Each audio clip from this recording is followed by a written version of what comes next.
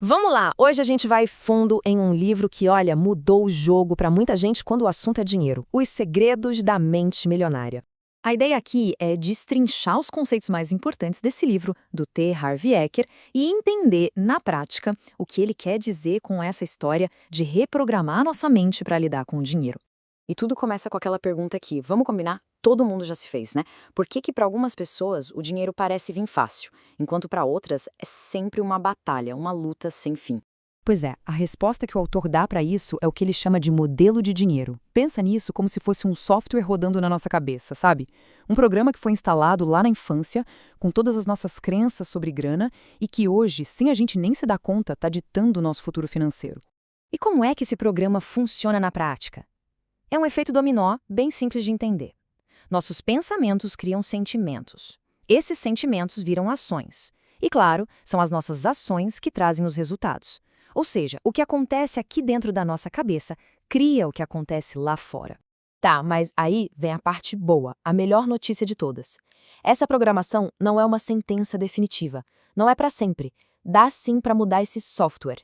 E como se faz isso? A chave, segundo o livro, é literalmente trocar os arquivos. É apagar aqueles arquivos mentais velhos, que só limitam, e instalar 17 novos arquivos de riqueza, que nada mais são do que a maneira como as pessoas de sucesso pensam e agem. Vamos começar pelo primeiro grande tema que esses arquivos trazem, e ele é sobre tomar as rédeas da própria vida. Olha só o primeiro arquivo de riqueza. O contraste é gritante, né? De um lado, quem tem a mentalidade próspera diz, eu crio a minha vida. É assumir o volante. Do outro lado, a mentalidade de escassez pensa, as coisas simplesmente acontecem comigo. É ser passageiro, sabe? Uma postura de vítima.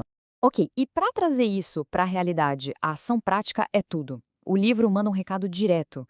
Pare de culpar, pare de se justificar e, principalmente, pare de reclamar. E tem um exercício que é sensacional. Todo dia, no final do dia, anote uma coisa que deu certo e uma que deu errado. E, em seguida, escreva qual foi o seu papel nisso. Isso força a gente a olhar no espelho e assumir a responsabilidade. Beleza. Saindo da responsabilidade, vamos para o segundo ponto-chave, onde a gente coloca o nosso foco. O quinto arquivo de riqueza deixa isso bem claro. A mente rica olha e vê oportunidades, vê chance de crescer. Já a mente de escassez olha para a mesma situação e só vê obstáculo, só vê o que pode dar errado, o risco da perda. É a diferença entre ver a recompensa e ficar paralisado pelo medo. Isso leva a um princípio fundamental do livro, uma frase para guardar mesmo. Onde a atenção vai, a energia flui e o resultado aparece. É simples assim. Aquilo em que a gente foca, cresce. Então, qual é a ação aqui? É mudar a estratégia. Sabe aquela análise sem fim que nos paralisa? Esquece.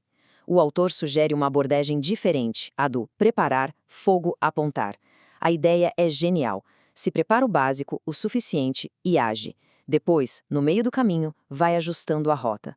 Porque ficar esperando o momento perfeito é a melhor forma de não fazer nada.